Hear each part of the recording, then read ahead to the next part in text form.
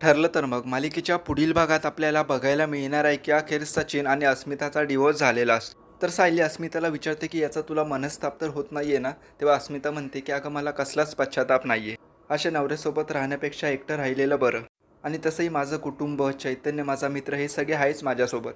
तर कल्पना म्हणते की अस्मी तू कसली काळजी करू नको, आम्ही सगळे नेहमी तुझ्यासोबत असणार आहोत. तर दुसरीकडे प्रिया जेलमधून बाहेर येण्यासाठी नको ते उद्योग करत असते. एवढं मोठं प्रेग्नेन्सीचं गुपित आपल्या हाती लागूनही अश्विनने आपल्याला स्वीकारलं नाही याचा तिला खूपच त्रास होत असतो. पण कारस्थानी प्रिया काही शांत बसणार नाही. पण मित्रांनो, हे घडत असताना मालिकेत एका नव्या पात्राची एंट्री झाली आहे. तो सायलीचे नकळतच फोटो काढत असतो आणि त्यानंतर थेट सायलीला जाऊन तो भेटतो. तो म्हणतो की सायली, मी तुझ्या आयुष्यात पुन्हा आलोय आणि आता मी तुला मिळवणारच. तर आता हा व्यक्ती नक्की कोण आहे आणि सायलीच्या आयुष्यात पुन्हा का आलाय? कदाचित सायलीसोबत हा सुद्धा मधुभाऊंच्याच आश्रमात राहत असेल, हे आपल्याला पुढील भागातच